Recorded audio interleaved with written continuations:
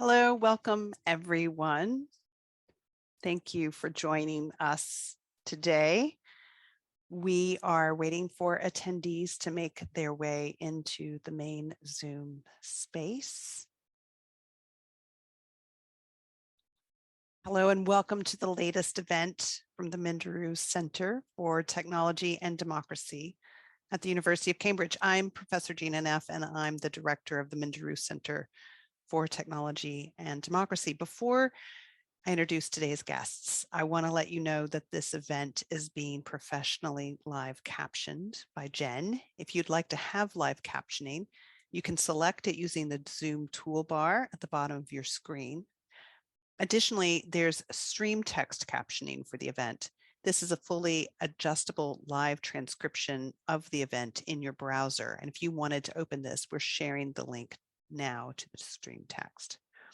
We'll also have a transcript made available online after today's event. So before we begin, a few points of housekeeping. The event is being recorded by Zoom and streamed to an audience on the platform. By attending the event, you are giving your consent to be included in the recording. This recording will be available on the Minderoo Center for Technology and Democracy and Crash websites shortly after the event. Our guest tonight will speak to us for around 30 to 40 minutes, and then we'll open up the discussion and take questions from you, the audience. And these questions can be asked through the Q&A function on Zoom. We'll share those questions during the discussion, and so please don't place questions in the chat. Use that Q&A tab. We would very much appreciate if you could complete a short feedback questionnaire after the session, and the link to that will be sent via Eventbrite. Please follow us, tag us on Twitter and other social media platforms at MCTD Cambridge, for example, if you're live tweeting tonight's event. So with little ado, I'm really excited for tonight's event. We produce at MCTD, at the Minderoo Center for Technology and Democracy, critical research to really reimagine society's relationship to digital technologies through evidence-based work that leads towards policy change. And our research is anchored in creating ways to build capacity in how we as a society can hold tech power systems to account in order to create better futures for people, societies, and the planet. So with the next UK general election on the horizon, what role do citizens' data play in those elections? And tonight's event will explore the role of data-driven campaigns and the legacy of data-driven campaigning in the UK. This follows the recent publication of research by our research associate, Julia Rone, who joins us tonight, in the journal Media and Communication. Now, Julia's article explores the public participation and decision-making on campaign data, both during and after referendum campaigns. Throughout tonight's event, we'll examine the ramifications for citizens of data practices in previous UK elections and referendums, and we'll explore this theme of public participation in campaign data decision-making and examine what challenges we might expect coming forward in the near future. So for this discussion, I am delighted to be joined by three panelists. First, I'd like to introduce Declan McDowell-Naylor. Declan is a senior policy officer at the Information Commissioner's Office. With experience in technology policy and regulation, Declan has a focus on data protection and privacy, and he holds a PhD in political science. Also with us this evening, today, depending on your time zone, is Bethany Shiner. Bethany is a senior lecturer in law at the University of Middlesex and a qualified non-practicing solicitor advocate. Before joining Middlesex, Bethany was a judicial review lawyer at Public Interest Lawyers, and her specialism includes judicial review, the Human Rights Act of 1998, the legacy of the Iraq litigation, and the use of data in political digital campaigns. And finally, Julia Rone. Julia is a research associate at the Minderoo Center for Technology and Democracy. She spent the last decade doing research on politics and the utopias and dystopias of digital media. She focused in particular on sovereignty conflicts around Brexit and free trade agreements such as CETA and TIP. As mentioned, Yulia recently published an article in Media and Communication entitled Beyond Brexit, Public Participation in Decision-Making on Campaign Data During and After Referendum Campaigns. The research really raises these questions of who should have a say in how people's data are used in referendum campaigns and afterwards, and it makes a case for democratizing such decisions. I'm now going to hand the floor over to Yulia to introduce her paper and the topic for tonight's discussion. Thank you very much, Gina. I will try not to speak for too long. And basically, I want to start with giving the information that this paper is part of a special issue on referenda campaigns in the digital age, edited by Linus Udris and Mark Eisenegger. And I was invited to be part of this special issue mainly because of my previous work on the Brexit referendum and discourses of sovereignty during this referendum. And one of the things that really struck me, and that's why I also wanted to write this paper, was that despite so much discussions about taking back control and all of these rhetoric that we remember painfully from this period, there has been very little attention to what happens to citizens' data, people's data during referendum. And one of the most shocking things for me was basically reading the story of the collapse of the People's Vote campaign, which was a huge campaign. I have attended their protests with thousands of people. But basically, at some point, this campaign completely unraveled. And all the data of participants in the campaign, as well as donations, etc., were suddenly left in the hands of a private, basically, organization with very little opportunity for citizens to have input into what happens with this data. So for me, this was the initial provocation and really surprise because, again, when discussing popular sovereignty, we rarely apply this concept also to the digital and digital technology more generally. I'm working also on trying to democratize decision-making on digital infrastructure, but there has been surprisingly little work on democratic participation when it comes to data, and especially data used in political campaigns. So this is kind of the broad background of the paper. And I'm going to very briefly just present the main arguments I make. My presentation is intended fully as a provocation, because precisely due to this lack of I would say, extensive academic research on participation, it seems to me almost utopian to talk about this. Hopefully it isn't, and we'll hear from our guests and experts today whether there is some possibility to it. So the two main points with which I start this paper are the following. First, there has been an extensive focus on the role of Cambridge Analytica as a company in terms of the Brexit referendum and the way this company supposedly has influenced the result. I was reading an absolutely fantastic paper preparing for today's presentation. And again, I will just very briefly read a sentence from it, which is extremely indicative basically of the way we discuss the Brexit referendum. And the sentence is the following. It sounds incredibly uncontroversial, and hopefully I'll create some doubt about it. So the sentence is the following. The events related to Cambridge Analytica revealed the attractions and perils of this type of political campaigns in the framework of the 2016 US presidential elections and the Brexit referendum. And this is an almost standard sentence with which a lot of academic articles on political campaigning in the digital age start. So it is taken as given basically that the Brexit referendum was very much influenced by Cambridge Analytica.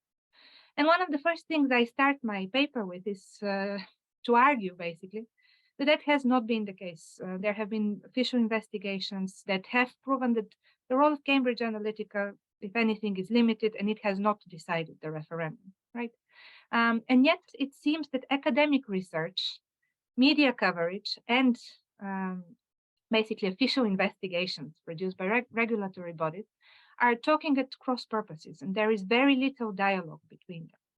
So one of the points I want to make in the article is that actually beyond these slightly overblown fears of psychological profiling and targeting ads and secret dark operations, what happened during the Brexit campaign and in its aftermath basically in the years between 2016 and 2020, was a much more trivial story of misusing data, abusing data, and engaging in a series of different malpractices when it comes to citizen data, which are not as scary. We can't speak necessarily of democracy being hijacked. Always the reference for such statements is a very famous article in The Guardian, which has been incredibly influential, a media article again. But so beyond these fears of hijacking, etc., what we witnessed was a much more trivial, but I would argue fundamental problem of lack of democratic participation in deciding how citizen data is used during campaigns. And second, I argue in the paper that most of the academic research we have on the Brexit referendum focuses on the campaigns that lead up to the referendum. And yet we know much less about what happened afterwards, and campaigns such as the already mentioned People's Vote, Leave Means Leave, etc. So starting from these two premises, what I want to basically argue in this paper is that these supposedly not so fatal malpractices with data for which in the end campaigns were fined are actually very, very problematic. And I'm just going to give several very brief examples on such malpractices. So what do I mean? One example, Aaron Banks from the Leave EU campaign passed UKIP party members' data to Cambridge Analytica. As it was established later, in the end, he did not hire the company. So this part of the story is put in brackets. But what I find absolutely astonishing is the ability of basically a campaigner to pass party data to a private company without any ability or any opportunity for party members to A, know about the transaction, B, influence this transaction. Another example, Leave EU subscribers received Eldon Insurance product ads, that was the company of Aaron Banks, and vice versa. Eldon Insurance companies received materials basically promoting both Leave. Again, highly problematic practice of mixing public and private interests, commercial, basically advertising, and political advertising. Another example, the Lib Dems sold personal data of their party members to the Britain Stronger in Europe campaign for £100,000. This has also been a long protracted scandal in which it was very difficult to establish what data exactly was sold, whether it was in some ways basically extended, expanded, etc. But again, very, very controversial case of a party selling its party member data to a campaign without any oversight or accountability. And finally, what I already mentioned in the beginning, the collapse of the People's Vote campaign. Basically, what happened was that the already mentioned Britain Stronger in Europe campaign, after the referendum, was relaunched as Open Britain. The organization was chaired by Roland Rudd, a famous PR figure, and basically Rudd hired two specialists, Tom Baldwin and James McGrory, who organized this whole movement for a People's Vote, which was one of the biggest basically campaigns in UK history, and was responsible for some of the biggest protests we have seen after the war in Iraq, related protests, right? This campaign completely unraveled. Both Tom Baldwin and James McGrory were fired. Most supporters of the campaign could not influence what will happen with their data. And in the end, this organization that kept the data was later renamed, I think, to Democracy Unleashed. I need to check the exact name. And again, we see over and over again this kind of transfer of data from political parties to referendum campaigns, different third-party actors, basically, who reuse this data with very little possibility by citizens to influence this or participate in decisions on this. Which again, I think also questions this whole notion of referendum campaigns, because what we see is a constant flow of data from election campaigns to referendum campaigns, etc. Now, there have been different regulatory calls, and I'm going to finish and wrap up very soon, in terms of trying to basically counteract these highly problematic developments. The problem for me is that most of the regulatory codes that we have seen focus on a framework of data protection that is very well known from the European GDPR, for example, a framework that focuses on individual rights and, of course, on the ability to have data flow freely between different markets. So we have an individual fundamental rights justification and this kind of commercial justification, as Maya Barkan states in a recent article. But what we don't have is a concern about the fundamental democratic process, democratic deliberation, and the ways in which this is affected by digital campaigning. Transparency has been another very, very important buzzword, and there has been absolutely fantastic research by Catherine Domet, who shows how this word appears again and again in different regulatory documents, and yet there is very little precision in defining what type of data we want to be transparent and how exactly will it be accessible for citizens. What I argue is that both paradigms, of course, are useful. They are currently being used, and they're the dominant paradigms of regulation.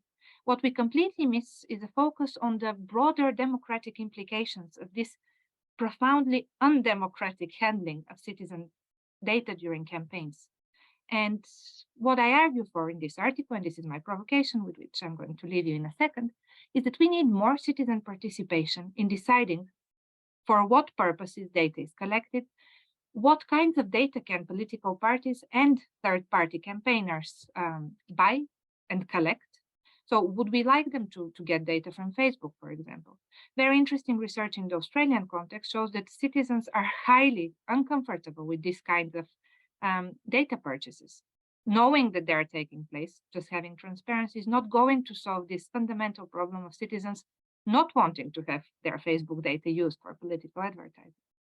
And so I argue we need to include more citizens' voices in terms of deciding what data is acceptable to use, how to use it, in what context, etc. This can happen through different means. We can have the use of democratic innovation, citizen panels, focus groups, public consultations, ways of involving the public when deciding how to regulate basically campaign data. Alternatively, we can try to think of even more utopian, let's say, ideas of having party members voting what kind of uses they're happy with when it comes to their data. We can also think of data governance bodies, etc. There have been very interesting attempts to think about data privacy and data rights in more collective ways. Most of this research has focused on the platform economy. We have almost no thinking about public participation when it comes to campaign data. There are many problems with this. I will not enter into them. I'm certain we'll discuss them in depth in the following discussion, questions and answers. But yeah, on my side, I just want to make this provocation and argue that we need more public participation in deciding on campaign data use.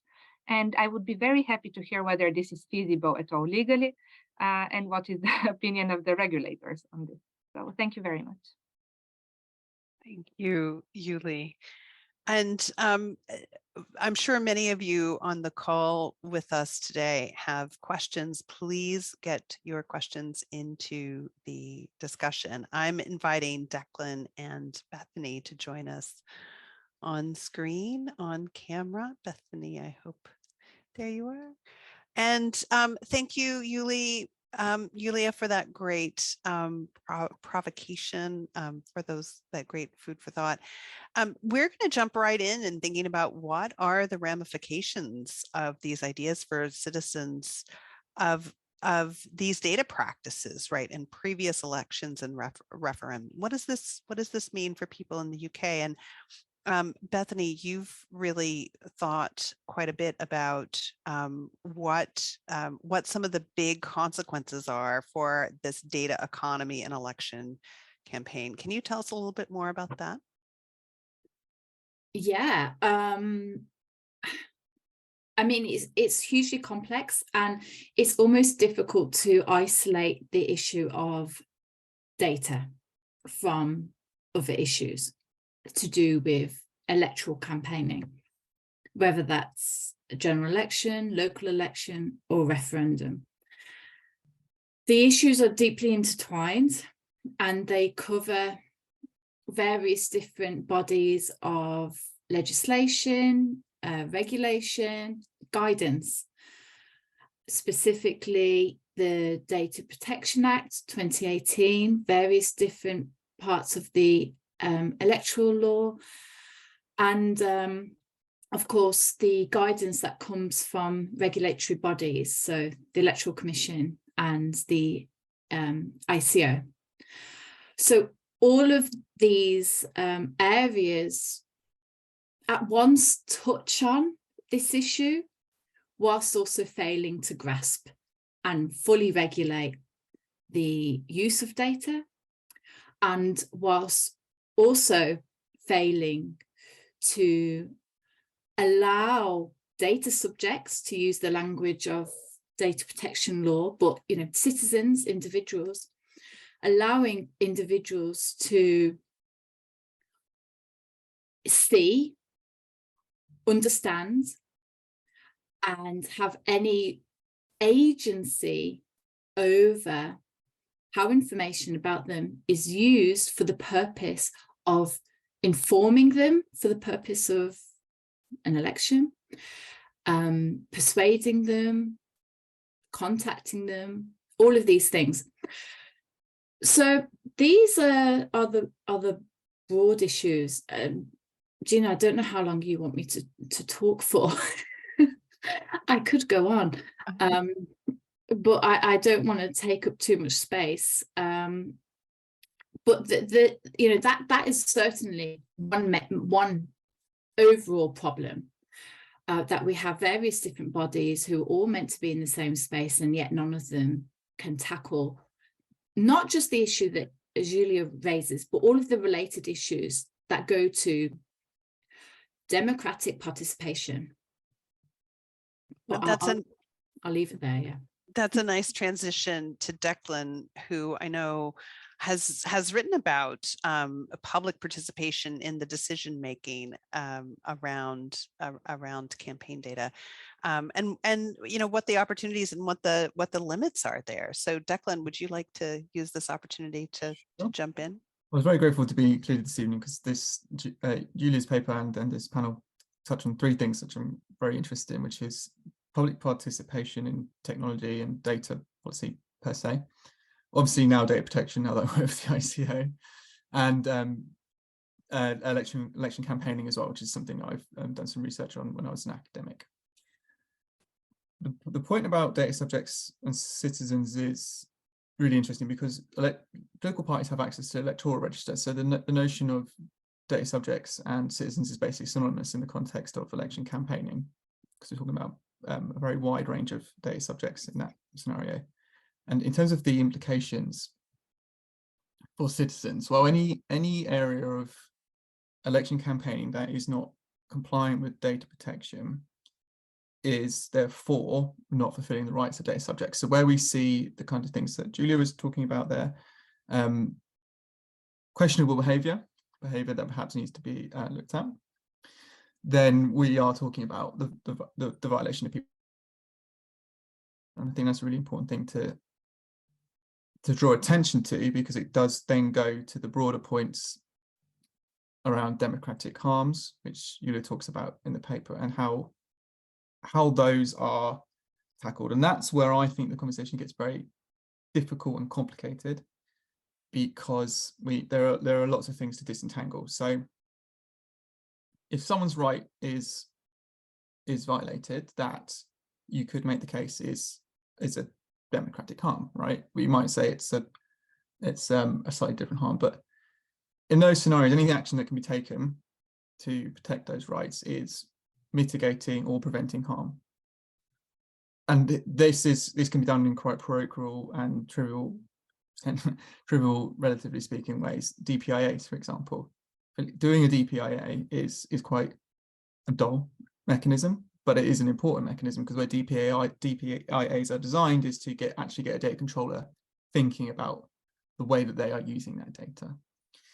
And then you have, I think, the more interesting end of the scale, which is this kind of the argument Julia's making about participation, that gets us beyond, I think, data protection in terms of compliance and gets us more into the realm of data ethics, because there isn't anything in the, Kate's arguments are great about what transparency means, in practice, what are the mechanisms for transparency, and participation is potentially one of those, because if you take the view that public participation in the use of data is aligned with Article 5 of GDPR in terms of transparency, if the outcome of participation is to produce transparency, then that's a GDPR compliant outcome. It's also one that you could argue has a democratic benefit at the same time. So one thing I'm trying to do here is close the gap a little bit between data protection and positive democratic outcomes, if that makes sense. And this is the final point. I think the democratic participation is in itself an exceptionally complicated area, particularly when it comes to tech and policy. And this was the focus of my PhD. There's an extensively brilliant STS literature, science technology studies literature, which explores this. And I think in the modern context, there's two sides to it. There's the need to actually do it, and that's the kind of one of the arguments, and that's where we're in the data ethics realm, because that's not necessary. There's nothing in legislation or nothing legally that says you have to do participation, right? So that's really on controllers and processes and parties and citizens and everyone else to sort of inculcate and do. And then we have the existing avenues for democratic participation that do exist, but the argument I would carry forward from my PhD was that they're generally insufficient, because they kind of take the consultancy route of, you get some kind of generic consultancy in to do some workshops, and we've done this before, and the value of it is sort of, it's less than it could be. And I think that's the other kind of way to look at that. I'll end there. Trying to cover, I've got a lot of ground in my opening salvo. Both great salvos. Thank you. So kind of looking forward, what challenges might we expect to see around campaign data coming in the near future, say in 2024, as we ramp up for a general election in the UK? What might be some of those challenges? And I open it to all three of you.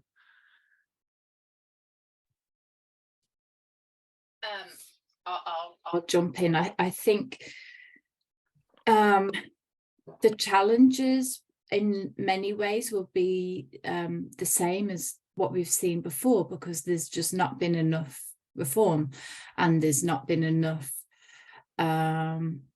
reflection, if you like. I think there has been a huge amount of interest that has been generated following the Cambridge Analytica scandal, which we know is just one tiny pinprick of the activity that occurs around this. Since Cambridge Analytica, this area, this business model, because the use of data, the gathering of data, the analysis of data, the selling of data is a vast industry, largely unregulated and hugely global. And there has been even recent insights into how these different companies engaging in these types of practices are working. There was an investigation on the teen judge story in The Guardian, and these hyped up practices, described as black operations, where we have the use of individual personal data, but we also have that matched with other practices, disinformation, of course, bots, hacking, and of course old-fashioned substitution. And the aim of this is to artificially, coercively shape electoral outcomes.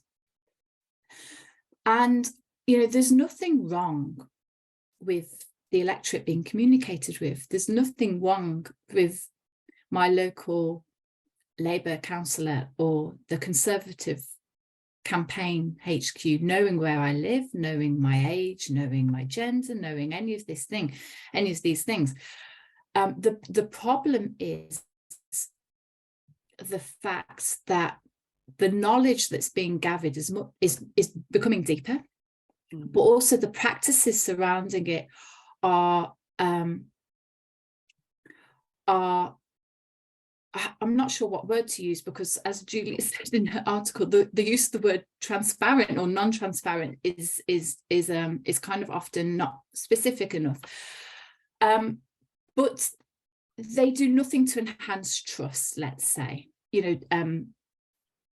We have a kind of historic and very old model for elections and democratic participation, and that model hasn't accounted for these forms of political campaigning. And there's often a discussion around the consent of data subjects, and consent is really important, and consent goes to trust, but it's not the complete answer. I don't think there is one silver bullet. I don't think transparency is the silver bullet, and I don't necessarily think consent is the silver bullet, because this is a web of complexity. And I don't think the issue is whether or not data is being used against us in ways that we can't see and we can't have any control over. That is certainly a massive issue. But there's also another related issue, which is that all of this erodes trust, and all of this has the potential to erode trust in the electoral process itself, and that is being reflected in recent research that the Electoral Commission has done. The Electoral Commission did recent polls, and one of the questions was specifically about this. And the Electoral Commission also commissioned a focus group report where an amount of people were, put in a room to discuss all of these issues. And I found that reading that report very insightful, and it comes out at time and time again, the question of trust, the feeling of being deceived, and the feeling of having our basic agency, our political agency, being taken away and kind of used against us. The last point I'd like to make, I don't want to talk too much, but is that there are attempts, and have been attempts, and are ongoing attempts to address some of this. And as I said before, this is hugely complex, and it's not just about the use of data. But one issue that has fallen out from the Cambridge Analytica story was the question of foreign interference. And then, of course, the ICS published their report on the possibility of Russian interference.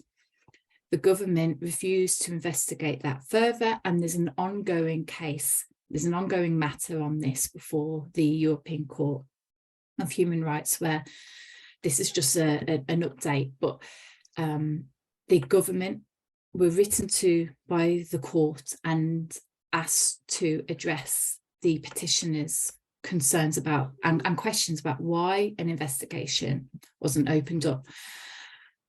And the potential for Russian interference is another thing that is eroding trust, is eroding people's sense that their individual agency counts for a lot less than it should. Let's just, I think that's a really good point, and I want to make sure that we have time, because we've gotten some questions brought in from the audience. I want to give Declan a chance just to jump in on what kind of challenges might we expect to see around campaign data in the near future. Sure, I wrote a little list. This is kind of partly based on some stuff I've read lately, and then some stuff I researched a couple of years ago. So I think the consultancies and data brokers area is a really important place to look, because that's where we are looking at data sets being shared. That's both a thing that's very specific to data campaigns, but I think it's also really a broad thing about data processing as well. So that's one area where I think there needs to be a lot of attention, scrutinizing and paying attention to. that whole market for consultancy and data sharing. There's also the use of in-house tools and platforms by parties, which seems to be an increasing trend. So the Labour Party, for example, has tools like Doorstep, and you can see the use of digital parties. So Paulo Coelho's work, for example, parties as a platform, if you like, that involves a lot of processing of voter data, often derived from canvassing. And I think there are significant data governance challenges there, particularly if you're using people to collect data who don't have GDPR training. That potentially creates a data governance risk.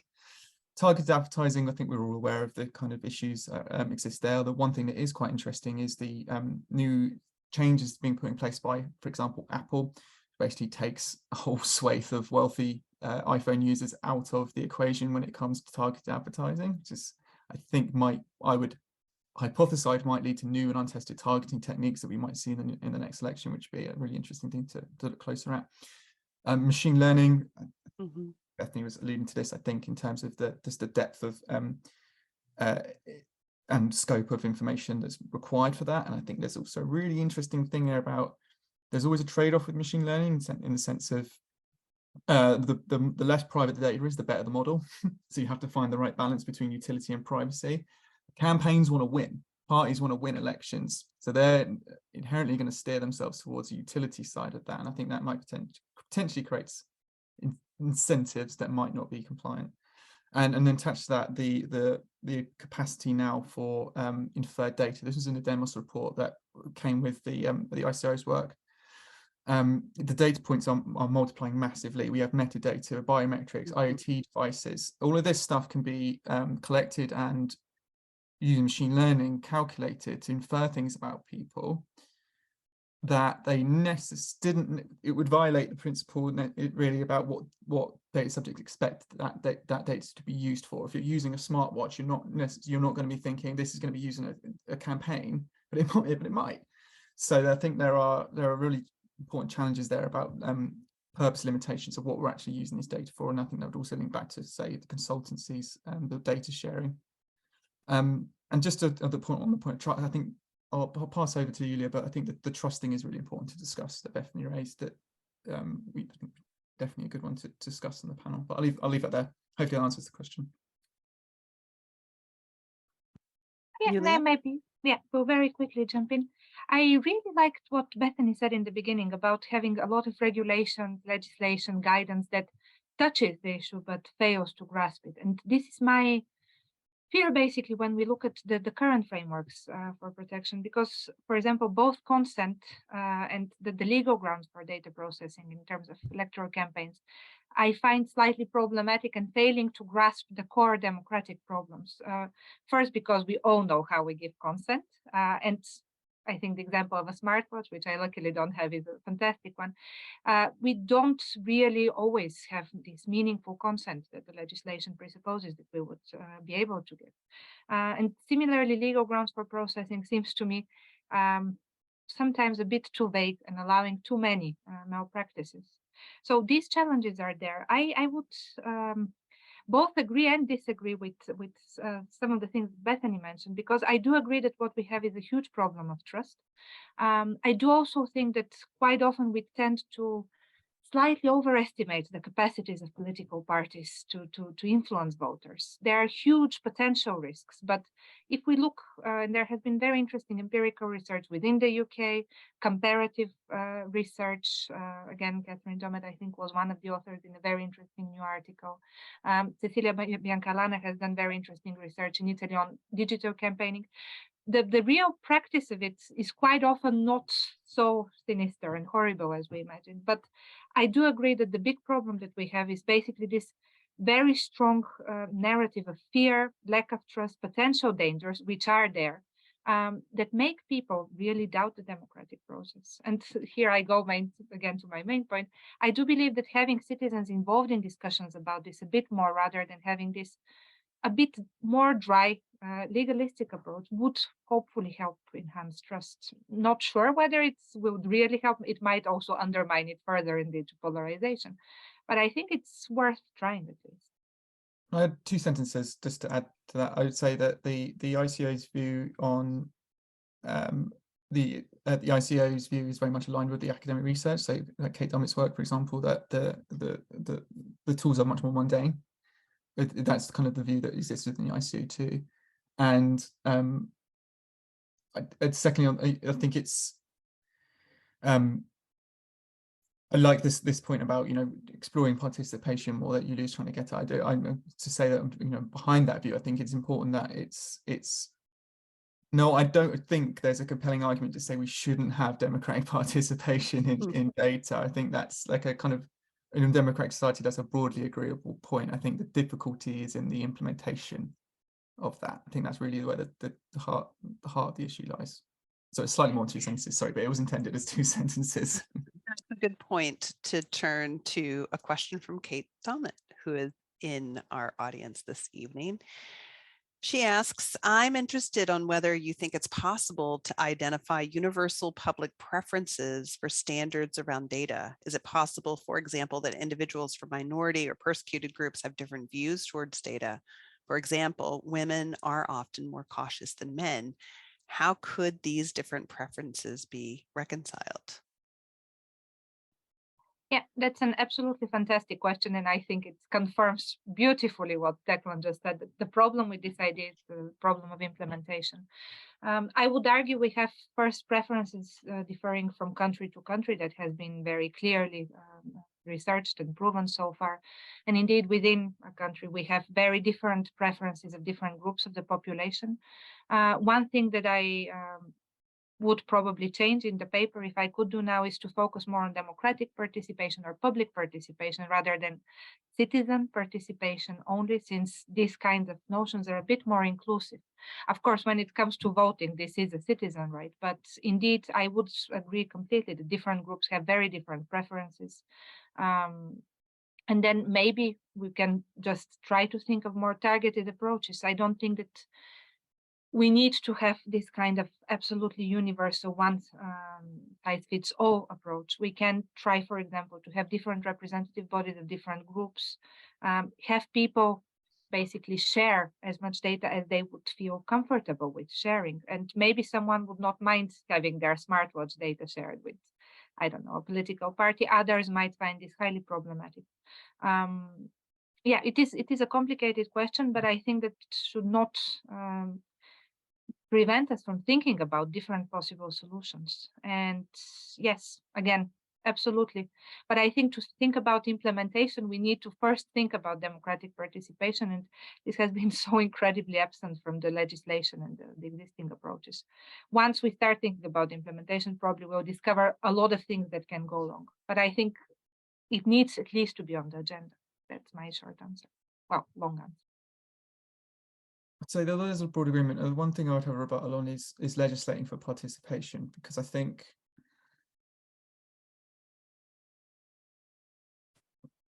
kind of correct. Yeah, I'm not sure how it would work for various reasons, and because it would be the Parliament would have to adjudicate on what the kind of de facto what is democracy and what is public participation, which I don't think would be. It would be a very difficult legislative process with all the different parties involved.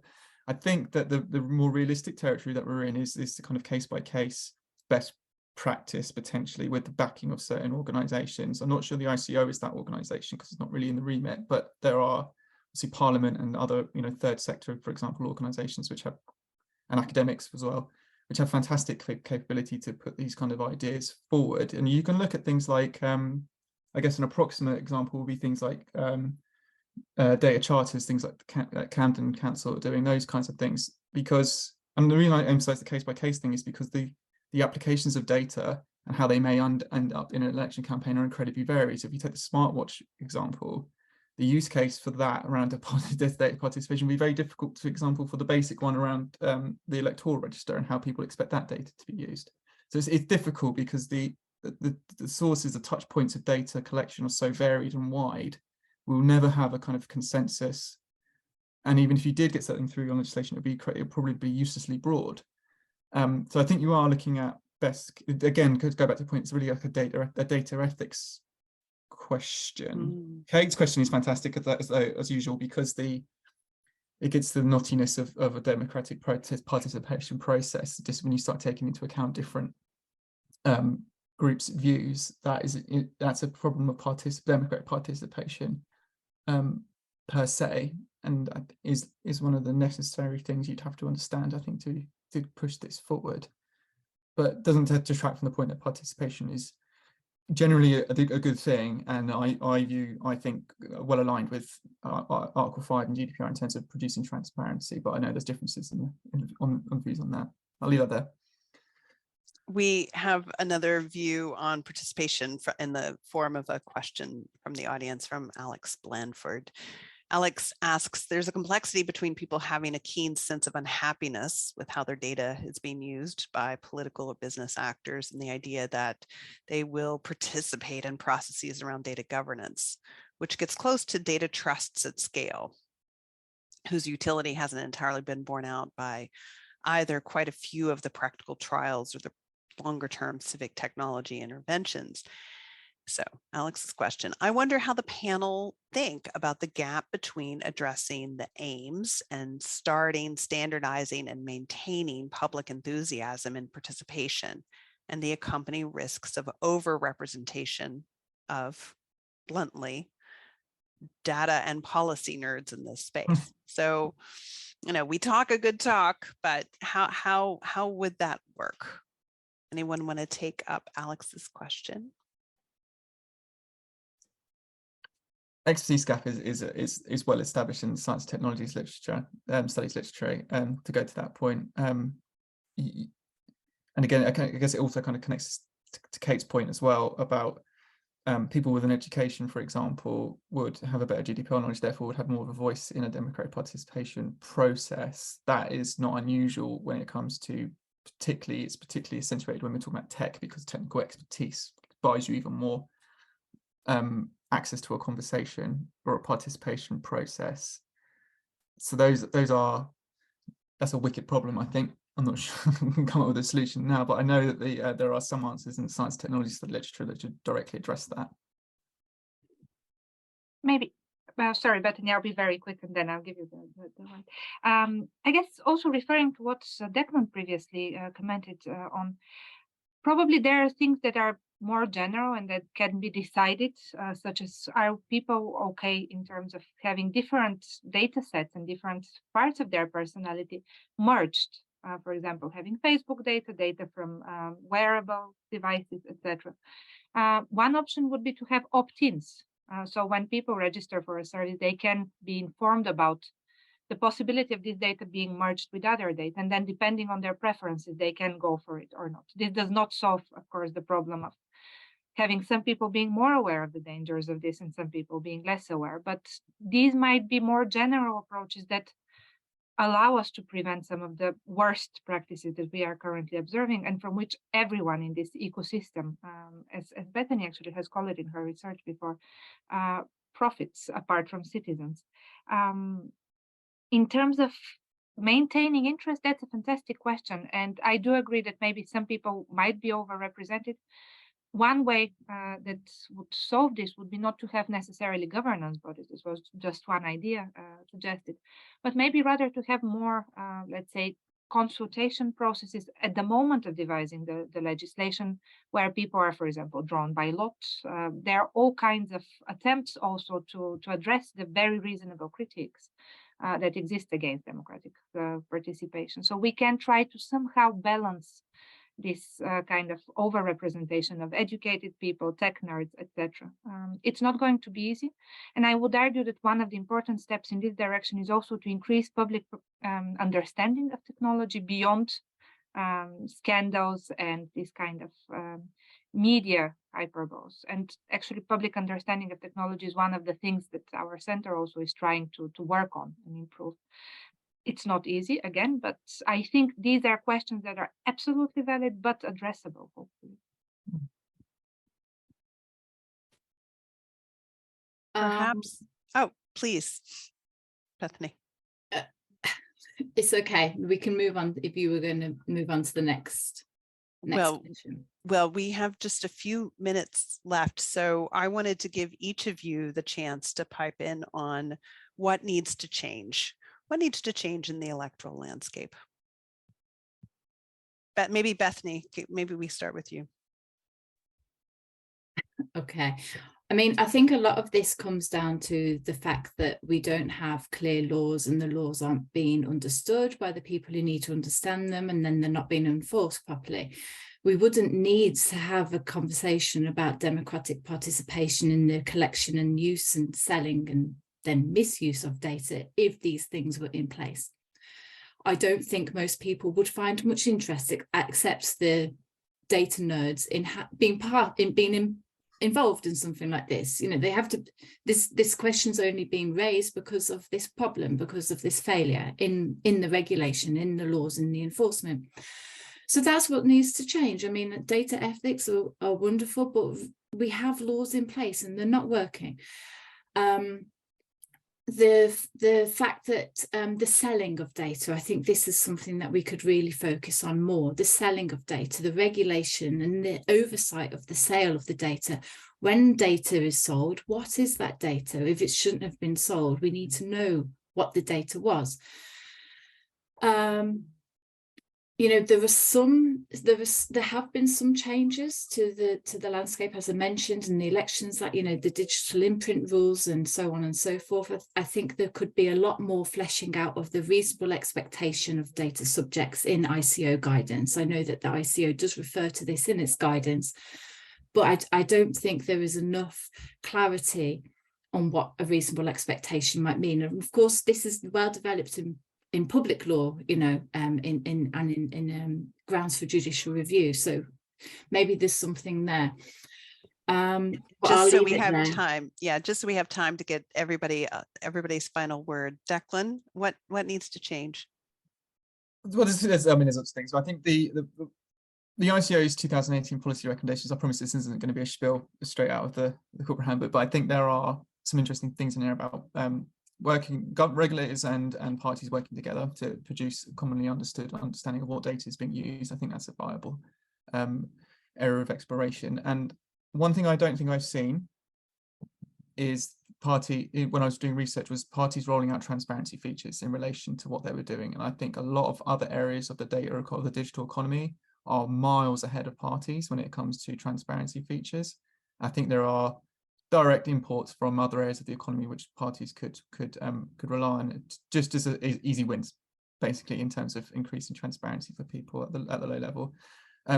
Without getting into all the other things, I think, just to change tack a little bit, I think that the media narrative could do with coming back down to earth a little bit in terms of dealing with the day-to-day aspects, if you like, of what's happening in political parties with data, as opposed to the more highfalutin kind of scary stories. I think that would be quite a valuable change that would improve citizens' understanding. Not that that's a criticism of the media, of course, but I'm just thinking a general media narrative, a communication kind of point there. I'll leave it there. I don't want to. Great. And Yuli, final point? Yeah, so I agree. And I think, for example, we as academics also have a responsibility to contribute to a more balanced narrative. I think my final point will be actually a reference to a very interesting chapter by Colin Bennett, who talks about the party cartel in Canada against basically introducing more stringent data privacy regulations, because this is in the interest of the parties. So I would argue that we need to focus more also on party actors, not only on few rotten apples, and really encourage them to implement these, for example, transparency rules that Declan referred to. And I think this also points to the broader question about the politics of lawmaking. I fully agree with Bethany that one of the biggest problems is that we have laws that we don't understand, that are very distant and are also not implemented. But I do suspect that some of the laws, at least when it comes to the digital sphere, can be politicized, and this kind of public politicization and debate might, at least for a bit, spark interest and push towards a better ecosystem. We have seen such politicization in the field of copyright, which was also previously considered super technical, etc. Maybe if we see this also in the field of how data is used, in elections and referendum campaigns, we can see more concerted push in time to have a better system, even if people disengage afterwards and don't care. I don't know if leaving on the note of people being disengaged and not caring is the note we will leave on, but we'll leave with Yuli with the last word. I want to thank all of you for being with us today, and I want to just promote a few of the upcoming events that we have at the center. The Cambridge Festival is around the corner. Please join John Naughton, Marco Caballero, and other experts for a discussion on the right to repair, on why it's important to take back control of things that we own. And that will be on Tuesday, the 28th of March at 5:30. That's in person in Lee Hall and Wolfson College in Cambridge. And another in-person event in May after the Easter holiday. Please join us to welcome Meredith Broussard to discuss the ways that technology reproduces inequality and discuss novel strategies to address persistent social problems. She will be discussing her book that launched today, More Than a Glitch: Confronting Race, Gender, and Ability Bias in Tech. And that book is from MIT Press. That event is the 9th of May at 5 p.m. in person at Jesus College. And then additionally, today, our affiliate Alexa Haggerty has just released her book, Still Life with Bones. Sorry, I've just lost the script on this. It's a brilliant book. You should all go out and read it, buy it, read it. The book is a haunting account of violence, grief, and forensic anthropology in Latin America. In the book, she works with teams and victims' families to investigate crimes against humanity, exploring what science can tell us about the lives of the dead. Please follow us on social media at MCTD Cambridge. Follow us on Twitter and Facebook and other platforms. And you can find out more information about these events and others on our website, www.mctd.ac.uk. Again, thank you all very much for joining us today, and we look forward to seeing you at future events. Thank you. Bye-bye, everyone. Have a good day. Thank you. Goodbye. Thank you.